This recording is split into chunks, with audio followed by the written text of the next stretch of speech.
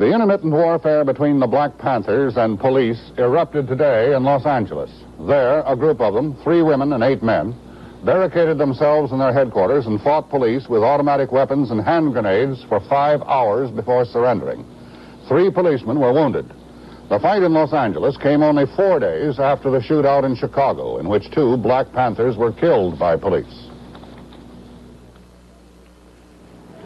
Early this morning, Los Angeles police moved on the local Black Panther headquarters to serve arrest and search warrants. They were met by gunfire. 3 policemen were wounded in the first shooting, and a long siege began.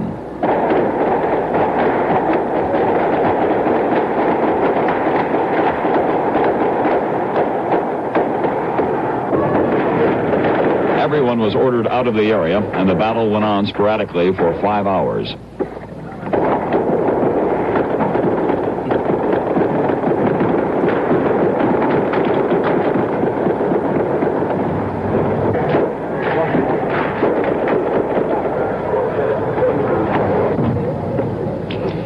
Police began to tear gas the building and threatened to go in after the occupants. Finally, a white flag emerged, and 11 men and women filed out. White flag coming out the door.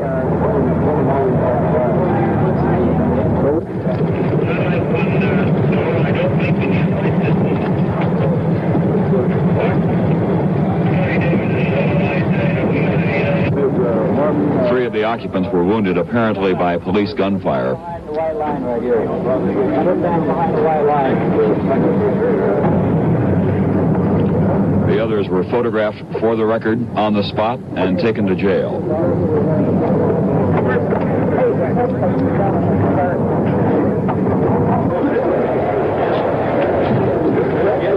It turns out the Panther headquarters was a small fortress, complete with a sandbag bunker and automatic weapons.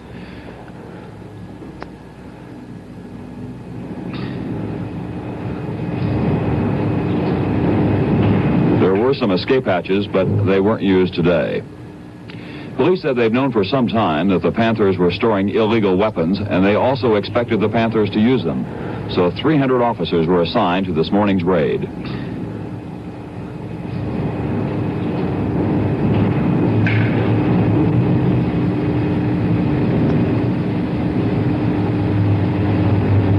Los Angeles police officials said the evidence they had against the Black Panthers here was developed independently, that this raid had nothing to do with raids on Black Panther headquarters in other cities across the country. The actions of the Los Angeles Police Department were taken as a result of action and intelligence gathered here in the city of Los Angeles. Nothing related to Panther activities anywhere else in the country. Today's raid had nothing to do with Panther activities anywhere else in the country. No, this action is strictly local, and it concerns only the city of Los Angeles.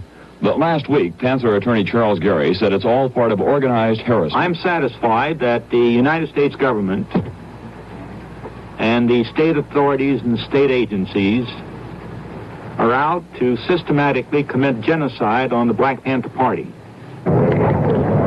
And at the site of today's gun battle, many area residents and businessmen complained that the raid was designed to put fear in the black community. Los Angeles police made 2 other raids on Panther hangouts today, and there was no trouble at either location.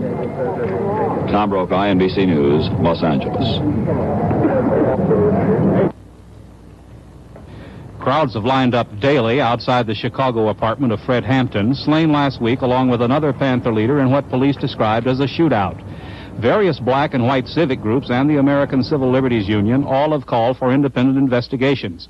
They say that inspection of the apartment's interior, bullet holes, and other evidence disputes the official police version of what happened. The Black Policemen's Association says it has found serious discrepancies.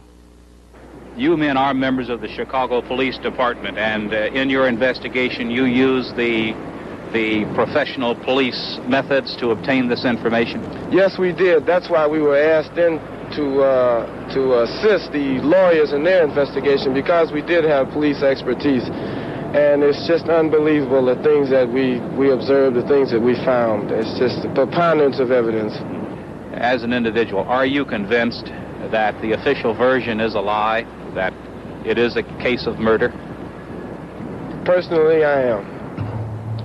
The latest demand for an outside probe has come from the village of Maywood, 20 miles west of Chicago, where Hampton grew up and was well known.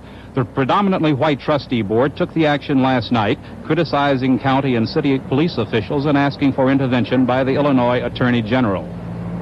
This blatant act of legitimatized murder strips all credibility from law enforcement.